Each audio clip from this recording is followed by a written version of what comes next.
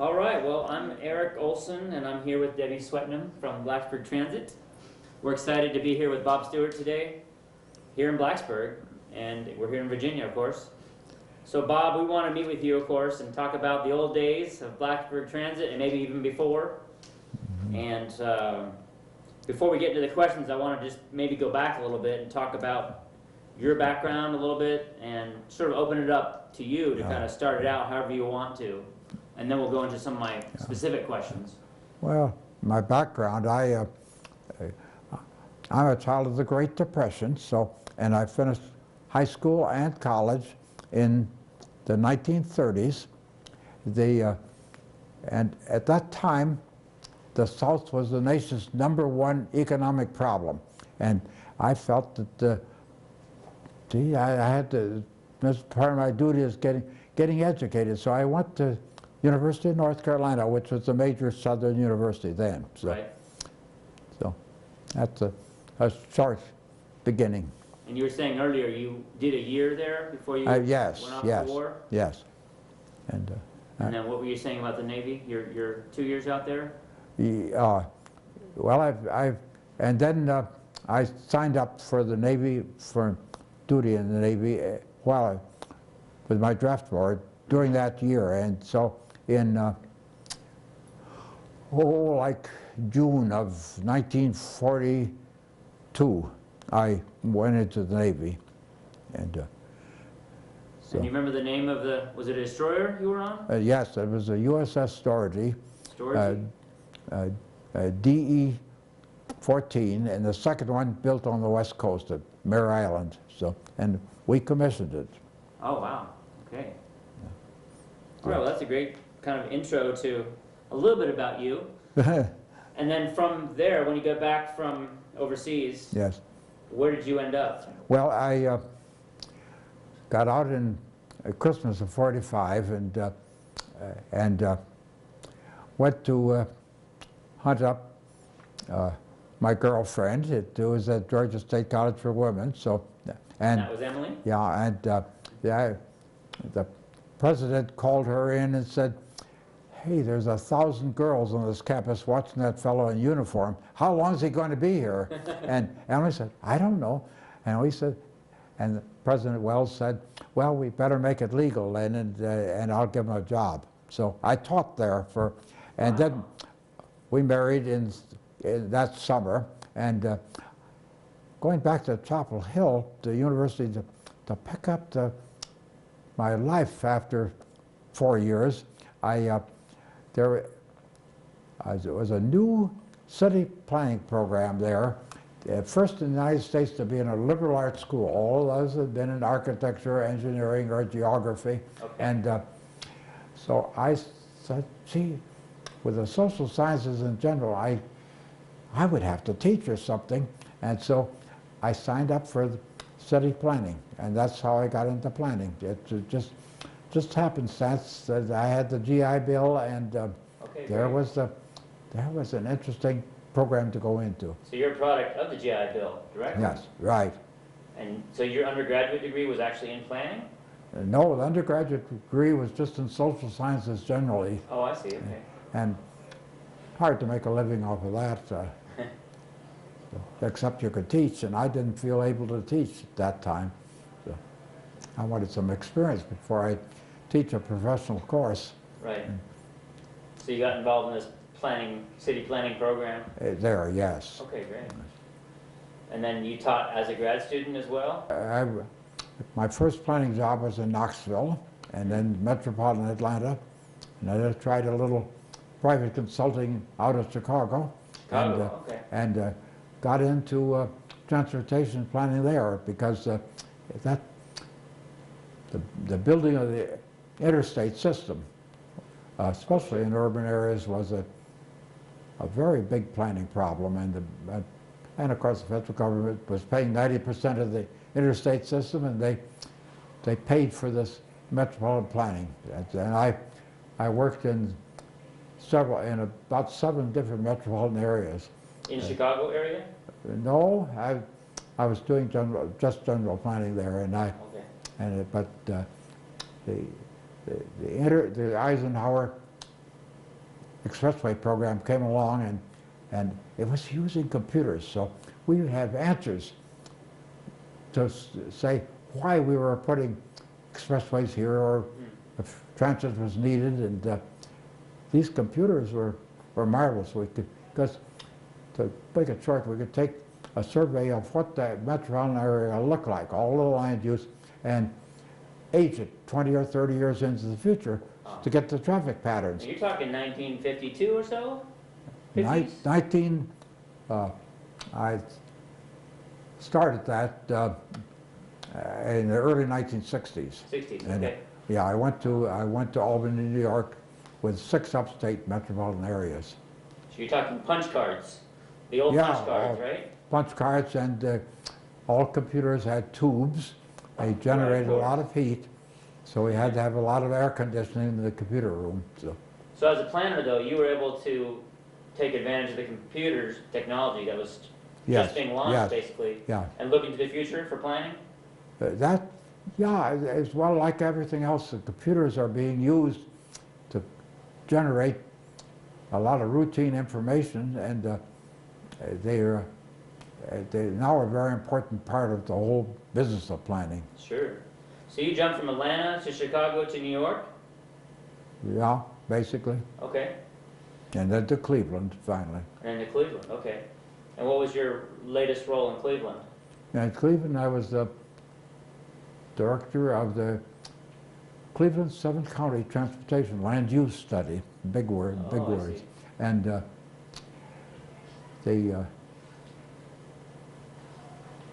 so that I was a consultant under contract for 4 years there. And when we finished the 4 years, the alma mater said, come back and be a visiting planner, a visiting professor. So I went back to Chapel Hill. Oh, okay. After Cleveland. Yeah. So you're back in Chapel Hill. You taught there for a few years? Yes, I was there for just 1 year, and then I made a major career shift from being a practicing planner to being a college professor. And Blacksburg was the nearest place to Chapel Hill, small town, big university in a small town, and so I came to Blacksburg. Do you remember how you learned about Blacksburg, or who you might have met who introduced you to Blacksburg? Well, one of the people I worked for on the Highway Research Board, as it was called then in Washington, was a gosh, I can't even remember his name. But anyway, I just sent from Chapel Hill. I sent out a bunch of resumes, and he got one of them, and he made the connection with the planning program here. Now, I have the old report that you wrote. Was that William Howard? Yes. Howard? Yeah, he was a graduate student in civil engineering. And so, but he was not the one that recruited you here? No. He was someone you met later? Yeah, okay. Well, let's jump into that then. So you came to Blacksburg. This must have been early 70s? It was 1969. 69. Okay. But I didn't start working on consulting there very much out of tech, and I was. So you came as a new professor to Virginia Tech. I was an associate professor. Associate professor. Okay. And you taught general planning or transportation planning specifically, or how did that work? Well, I was hired for my transportation planning skills, and okay.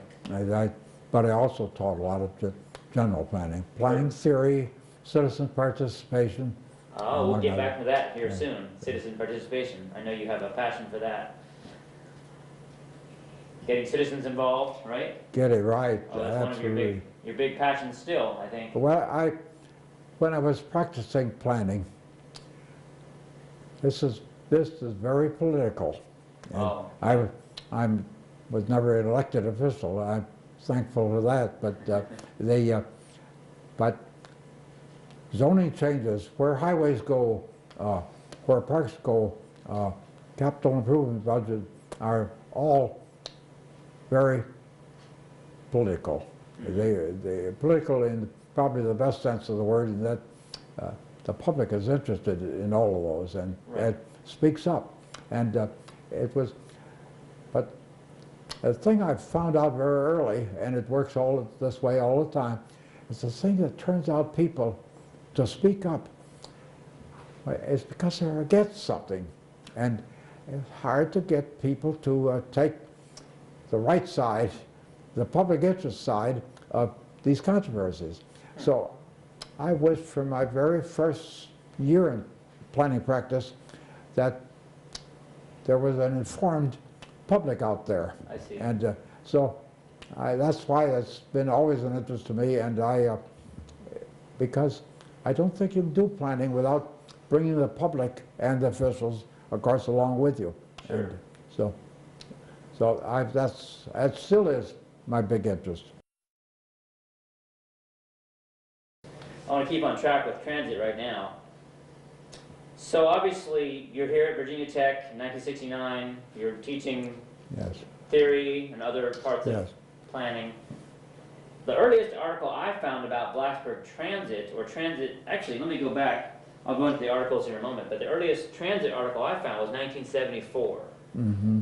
Can you lead us up to 1974 and how you got involved in Blacksburg Transit and the idea of transit here in this area? Yeah, well, because I was the latest expert, in quotes, I guess, on the faculty at Tech that with planning problems. So I got interested in Blacksburg planning. I was on the planning commission from the very early days, and I was liaison between Tech and the State Department of Transportation. So we had those experts over here, and they would look at Blacksburg and say, I'd say, boy, this is terrible. During the change of classes, this light here, the traffic light, goes through 2 or 3 cycles before people get through it. And this fellow from Richmond would the State Department of Transportation just laugh.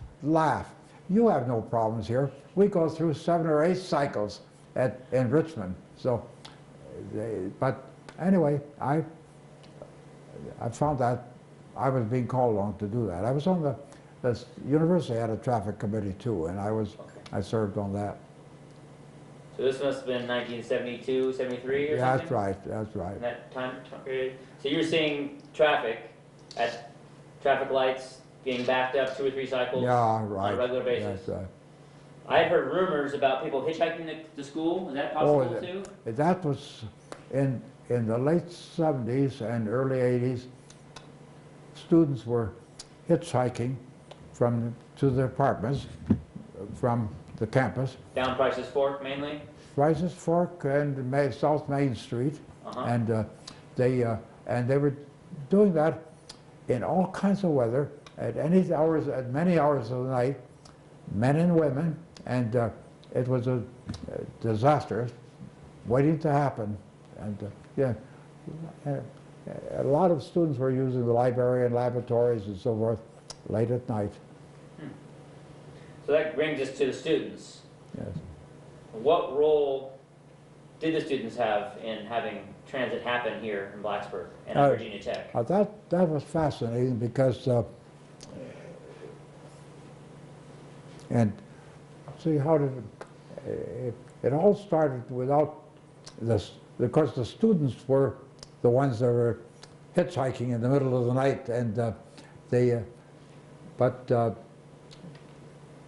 and the university was providing parking lots, and these parking lots would stay full. The whole block between the campus and Price's Fork Road had that whole big block, now full of buildings, and actually a multi-story parking building, was filled up. with parking. And so when we first, the Planning District Commission of the New River Valley, Right. of which the Town of Blacksburg is a member, Right. had wanted to do a transit study.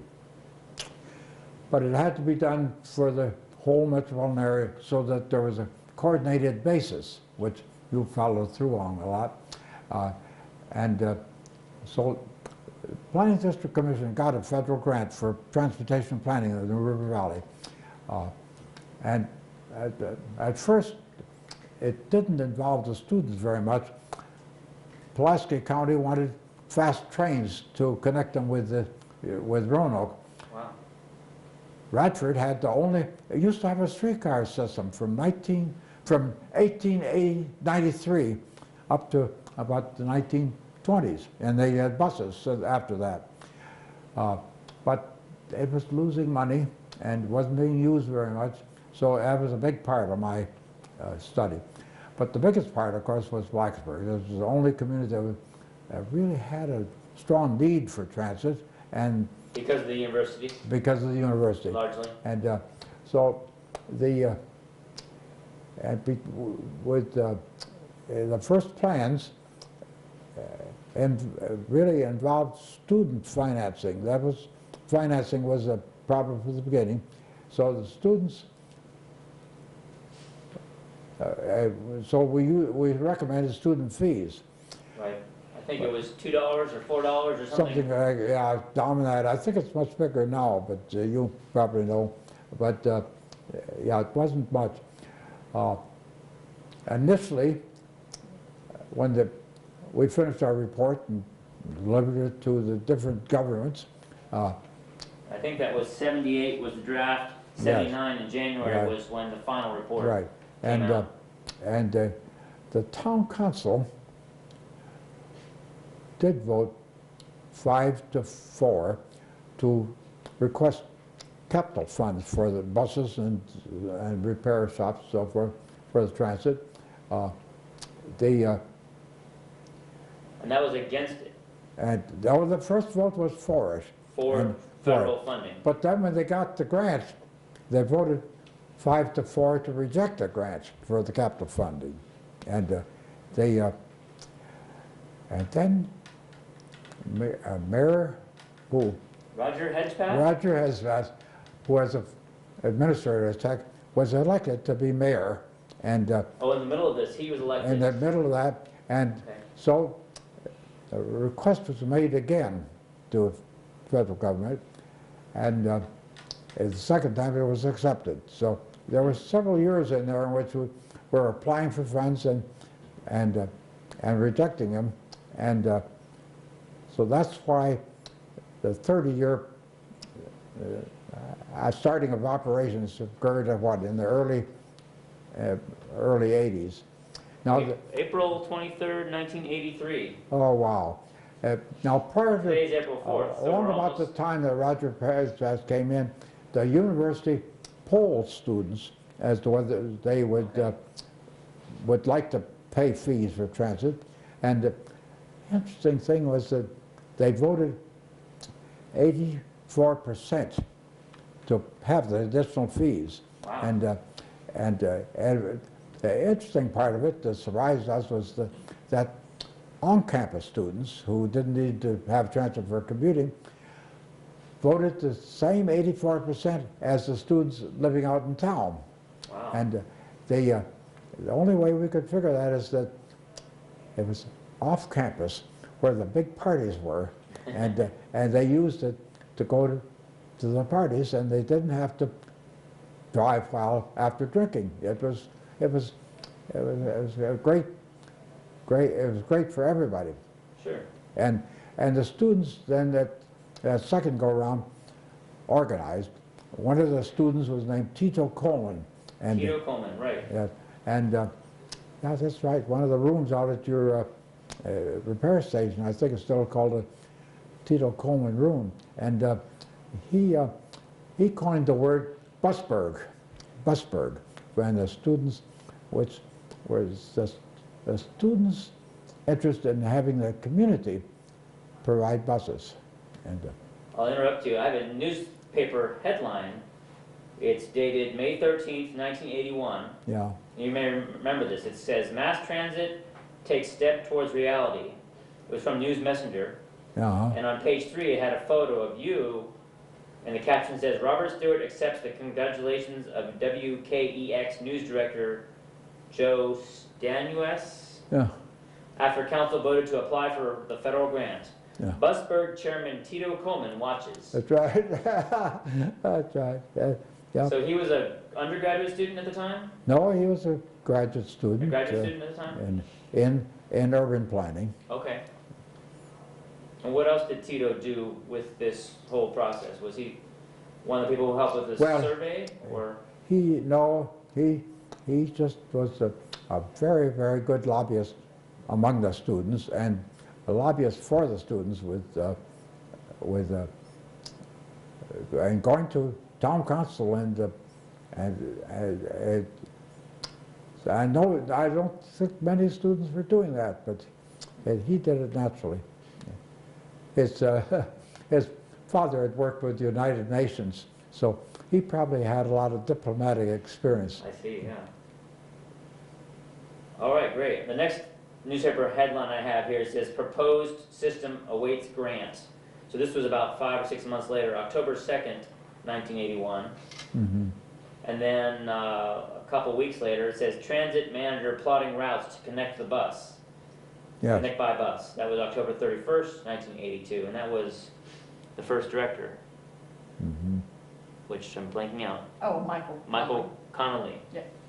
Do you remember the hiring of Michael Connolly and how that all Yes. worked out? Yeah, very wonderful. He was a wonderful person to work with. And he came from the Chicago area too, I think. Well, right? he was a transit consultant Okay. to the town of Blacksburg in getting organized, and then the town hired him as an employee. Right. I had heard he had brought the idea of part-time drivers and student drivers as Mhm. well from another Yeah. area, another Yeah. college town. Yeah. So I think that's still Mhm. most of our drivers are Mhm. part-time Mhm. drivers, so it's Mm-hmm. a good chunk of them are students too. Mm-hmm. And then in 1982, November 18th, cream is the color. Do you remember the color Yeah. being That's discussed right. and how that was decided upon? Yeah, Bob Stuart, the town managers, made that decision. Bob Stripling did. Yeah. Okay. That was very courageous of him to decide the colors, a matter of taste, but the public accepted it. Okay, great. And then, and as we talked about earlier, BT service started in April of 1983. Yeah. And here we are, April 4th, 2013, Yeah. almost exactly 30 years later. That's right. Can you believe it's been 30 years? Nope, it seems like yesterday. What do you remember about the first day of service? Sure. I remember it was very exciting, and I was even thrilled to be stopped with my car behind a bus while it was loading. So you're driving your car on the bus ahead of you, and you're Right, happy right, to right. stop? Yeah, and so yeah, it was good. And of course, every planner waits with a bated breath to see how the plans are going to work out. So Right. And how about the weeks leading up to that day? What was that like for you and your wife? well, I don't know. We're very excited and anticipating and feeling reassured. That's My- great, yeah. My general outlook was always excessively optimistic. So, I think you're still pretty optimistic. yeah, well, one couldn't be a planner without being sold and optimistic.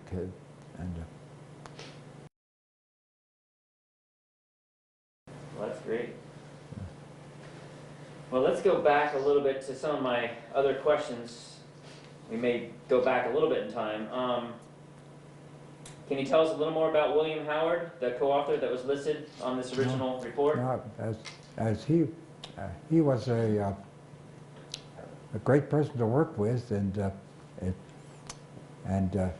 he did his own master's thesis in civil engineering as a plan for Blacksburg. So he too had a background in Blacksburg planning. I'm sorry I haven't kept up with him, but he was from, all I remember is he was from Richmond originally. Richmond, okay, great.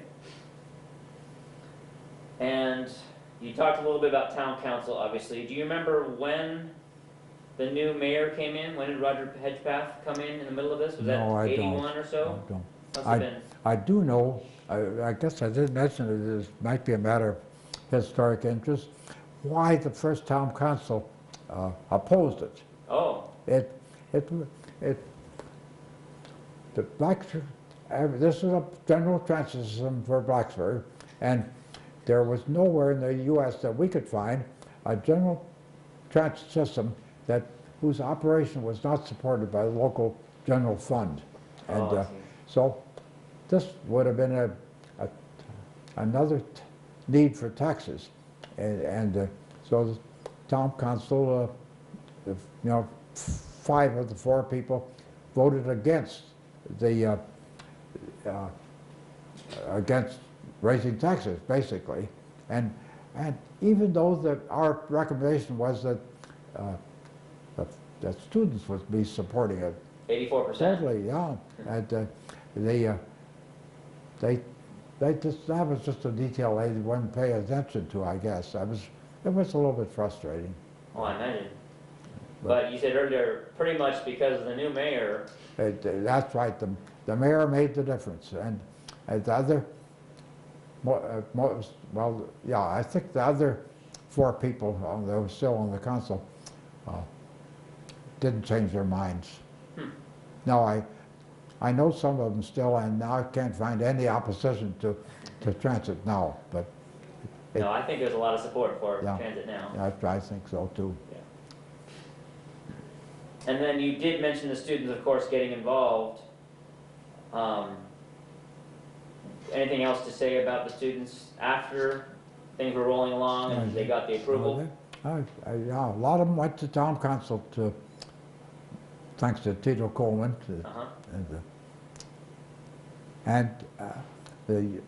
I think that the university brought them along. They educated the students, and the students knew what they were voting on when they voted 84% to support the fees. And what would you say would be the opinion of non-students, citizens who are not really associated with Virginia Tech? What did they say in general? Or do you know? No, I think most of them were just sitting and waiting. The way, unless they're actively affected by something, they will let their elected officials take care of it. So. Right. Okay. And then you mentioned Busburg. Was there any other names that Blacksburg Transit had before that you remember, or was that the main one that was being used? If they had other names, they didn't tell me. Do you remember how and why the name Blacksburg Transit was decided upon? Oh, I think that was just natural for the council to do it. Sure. I'm sure the city manager and Mike Conley had a lot to do with subtly things like that. Right. Okay.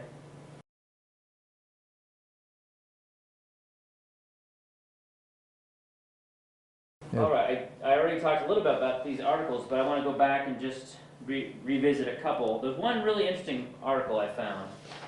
It's a very short one, but it's from June 7th, 1947. Mm-hmm. And of course, this is way before Blacksburg Transit, but the title says, "Town buses begin runs at Blacksburg." And this is from the Richmond Times Dispatch. Mm-hmm. And this is obviously, you weren't in Blacksburg yet, but what do you have as far as a reaction to 1947 and buses in Blacksburg? 1947? Yeah. Isn't that interesting? See, I was just trying to think. Yeah, I was, in 1947, I was still in Chapel Hill. Okay, yeah. And what did that headline say? Town buses begin runs at Blacksburg. I think it was a private. Yes, You're right. corporation of Was some kind. that? Well, the private corporation was running buses to the Roanoke Airport all Oh, that okay. time. So I see. So it really wasn't a local service for it was, local trips. as It far was as I know, it was not. to the airport. But, Kind of the early version of the Smartway bus, huh? that's right. That's right. And All right, well, that's probably most of my headlines. We talked about a lot of them earlier, but one of my questions earlier, later is, obviously it took a long time to plan, Yeah. in 1974 or earlier, Yeah. obviously. So we're talking 40 plus years for this service, from beginning to present day. What advice would you offer a young person considering planning, or someone specifically in transportation planning, Yeah. or transit now? What advice might you offer? Yeah, well, I think that there probably are courses in transit planning now, but most of them are just transportation planning. The tickets just transportation planning, and I think it's a good field still. It's because we don't have the money nationally to pay for more expressways and major street improvements are, we nationally and at the state level, we rely on a transportation trust fund. And due to the fact, and that's supported by a per gallon tax on gasoline. And cars are driving now tend to be smaller, hybrids. They're getting more miles per gallon. Sure. So the transportation trust funds are dwindling, and the other thing that draws it down is state and federal officials needing more tax money have been tapping those trust funds for general purposes. So anyway, so that's a crisis, and so transportation planners are very often traffic engineers, and so if they want to, if a person wants to get in that field, I think that the background they need is a lot of undergraduate strength in computers, and also in a lot of experience in public relations and interpersonal relations and conflict resolution. Sure, So, okay. and so these are two opposite disciplines that haven't been incorporated in many transportation planning programs, but students ought to know what it's going to be like when they get out. Right, okay. And what might be some lessons learned that you would pass on to future planners or citizens in general? All right. I still, after 50 years or so of practicing planning, haven't seen a lot of change in the system. And I guess there's been a lot of changes in the system, but there still is lack of a aggressive, informed public and why, for example, Blacksburg has tried to build affordable housing in a number of locations, and everybody's for it, except the people in the area where this project would be, and those projects have failed because citizens very quickly organized against it. This is the NIMBY function, not in my backyard. Yes, we're all for new highways and transit and so forth, but not in my backyard. So here's my ideal, my dream is that we'd have citizens that work closely with their officials on land use projects related to transit and probably the other aspects of planning, and so that we had it's fine to have an NIMBY voice, but there should be citizens supporting the public interest, the common good. And so that would be my hope for the future government and local governments is active citizens, and not active just negatively, but positively. Right, okay. Well, I know you and I have talked a little bit over the years about some of your current interests in getting citizens involved. Do you want to speak a little more about that in general? May or may not be related to transit, but... Yeah, it's not related to transit, and this might sound different, a different perspective than what I've just been saying, but in the New River Valley, we've had a lot of organization, a lot of collaboration, and one of the biggest ones, of course, is the Planning District Commission. In 1971, with Marshall Hahn as president of TAC, leading the state effort, there were 22 planning districts in the state organized, and the one here was one of the first, and and that's local governments working together. And not only have the Planning District Commission is the transportation agency for the New River Valley, and any federal funds have to go through there by state and federal law. But they've also done a lot of work on public relations, trying to build agreement on public projects. Vision 2020, they went through several cycles of that. Vision 2020, yes. That's right. And now they have the livability initiative. With the Planning District Commission? Right, and it's $1 million over a 3-year period of problem solving. The paths for access to public health, the community foundation, funding. The community foundation is the biggest rural, as they call it, community foundation in the country, and it's raised about $8 million and spent $2 million on that, on grants in the last 10 years. And I could go on and on, but we already... Andy Morikawa and now Jessica Wergo. That's right. There, and so this New River Valley collaboration, that joining together, the governments working together, is and the citizens working together is that's a big story, and we got a long ways to go.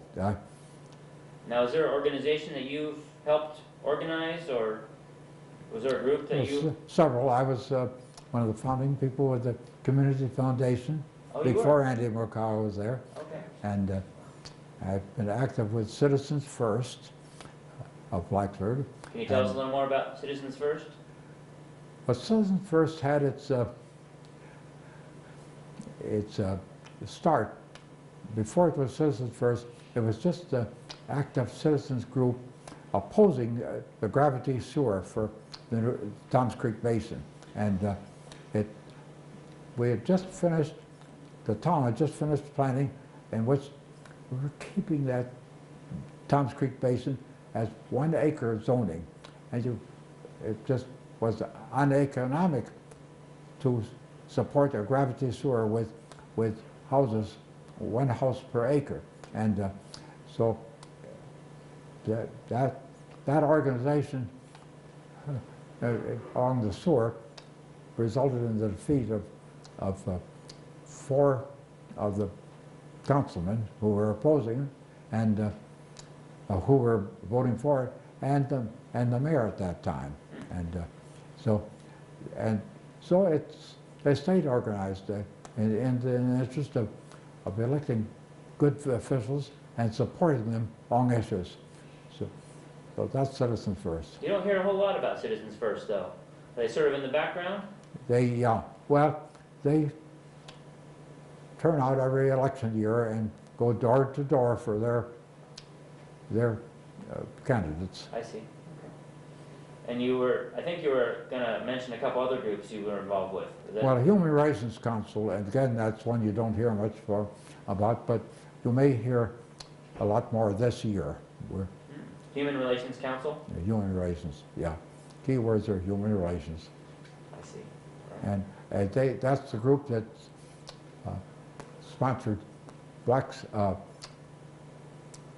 Dialogue on Race. We had a big meeting at our local convention center in February the 1st. And that was for all of Montgomery County.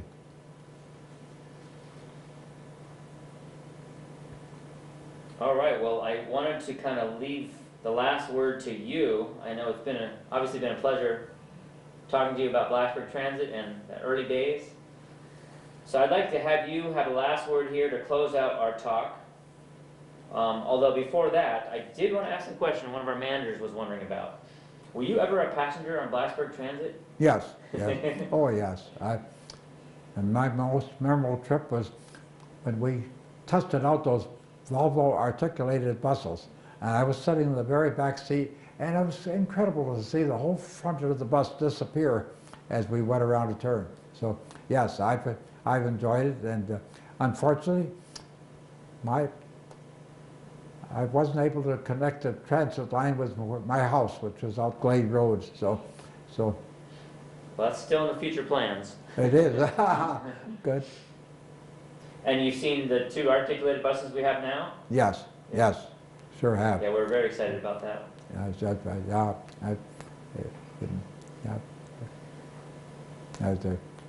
It's beautiful, and so big city too. I've ridden in articulated buses in places like Amsterdam, and so, boy, it's cosmopolitan. We're a world town. I guess I just want to close it out with, what would you like to say to kind of wrap up things, and what opinions might you have? I just am glad to be part of the 30-year celebration, and I hope we all are. But it's great. Blacksburg is moving ahead, and that's one of the big things we have accomplished. And what closing words might you offer to our current director, Becky Martin? Oh,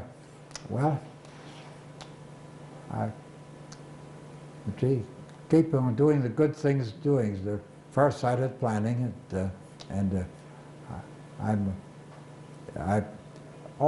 glad to see all of the new innovations you're making. The future comes in little steps often, and those have all been good steps. Erik and Debbie. All right, great. Anything to ask, Debbie? Nope, I'm good. Okay.